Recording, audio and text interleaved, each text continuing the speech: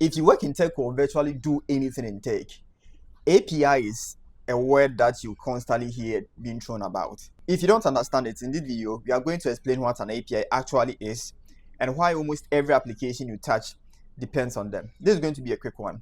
Let's jump right into it. So first, let's start with the name. The name itself explains virtually everything. API, which stands for Application Programming Interface. An application is pretty much a program with a job to do. For now, let's get past the programming for a second and then look at the last word, interface. I want you to picture a cash machine. You see, when you access a cash machine, most of the times it have fixed buttons, right? And a short list of things that you are allowed to do on any cash machine you access. What you don't do is that you don't jump and then climb inside your cash machine to do whatever you like. All that you can do with the cash machine is that you're able to pick from what they've offered you to select or what they've offered you to do. An API is exactly the same thing. So what an API actually does is that it exposes you to a set of options from one program that allows another program to make use of that said program that exposes those options. So that interface you see is pretty much like a contract, right? It tells you exactly what you can ask for and how you can proceed to do that. So this video pretty much hangs off this, right? An API pretty much works this way. Now, why do we need APIs? You see, the cash machine example that we talked about earlier is a perfect illustration of this. Always we go to, say, our cash machines, and what we do is that once we get there, we proceed to enter in the amount we want, say $50 or £50, and then in few seconds, the cash machine gives us just that. You see, I want you to think of the things that you didn't do, right? You didn't have to go to the bank, break into the bank, go into the vault, pick your money, £50 or $50, and then move away with it. All that you had to do was you had an interface, you went, inputted in your value, and then you got your response. This is all that APIs are. All that you are doing is that you went in them, you made a simple request, and then in few seconds, you got back a response. And whilst that happened, all the banks, all the cash machinery stayed hidden from you, and then they had nothing to do with you. Now, I want you to picture the same withdrawal process without a machine in between.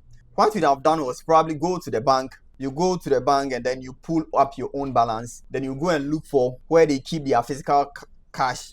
You go look for your $50 or £50. Then you come back to update your official transaction record. So before you get the money, you have done a lot of things. This is why we need APIs. APIs kind of shields us, right? All that we do is that we send in exactly what we want, and then it gives us the response that we need. So we don't have to concern ourselves with all the machineries or all the backend details and data that is happening. One of the things you need to understand is this. We hit APIs all days. You see, anytime you access any application on your phone, regardless of whatever you do on your phone, what is happening is that it is calling several and multiple APIs behind the scenes. So if you look at, you wake up, say you check at your weather service, it gives you the response and all that. All these things are API in action and an API working. It takes your response, it goes to the back end, looks for the server that kind of handles that, and then gives you the response that you are looking for. So now let's go a bit deeper. You see, when you have an API call, right? When you do or click on any application app on your phone, what is happening is that there are two major halves, right? The first half is going to be a request, and then the second part is a response. So looking at our cash machine analogy, we entering in the value and submitting is pretty much is our request, and then we get a response. There are a couple of methods that you work with. The most popular one that we use often is the get method, which pretty much means that fetch me this, get.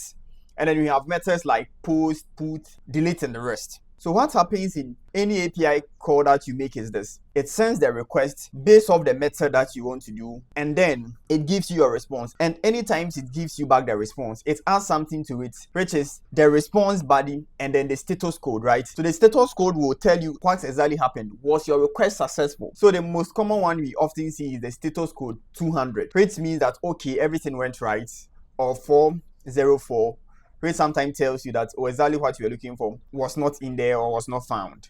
What is contained in the body is the actual data, what you are looking for, right? Or what you want to request. So now let's dive into the response body itself. The body itself is almost always retained in a format that we reference as JSON.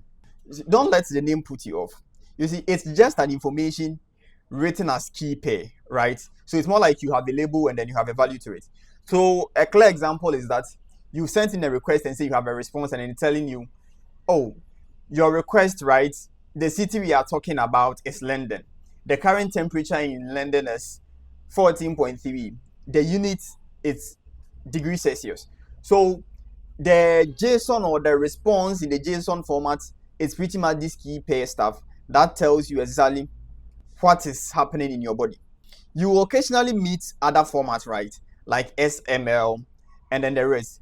But for most of the times, what you are going to be working with is going to be a JSON. So now let's quickly see how an API call works. So curl is just a tool that allows you to fire a request straight from your terminal, and then it can point to whatever API that you are working with. In this demo, we are just going to look at one of the public weather APIs and then see how best it works. So once you run your curl command hitting that particular API, in this case, which is HTTPS, whatever URL for that web that API is, once you do it, what happens is that you get the exact response that the API wants you to see, right? And as we said, the response format is mostly in JSON.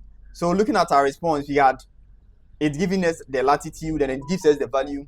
It giving us the longitude, the value, the current temperature, and a couple of things. So depending on what the backend application you are trying to access wants you to see, that is what you are going to see. How the backend application came up with this, it's not your concern, right? As the end user, all that the API is doing is that it's exposing you to those information. So this is pretty much all that there is with APIs for beginners. You send in your request, you get a response, and the response formats are mostly in JSON, which are key value pair stuff. Thank you so much for watching, and then let's meet in the next video.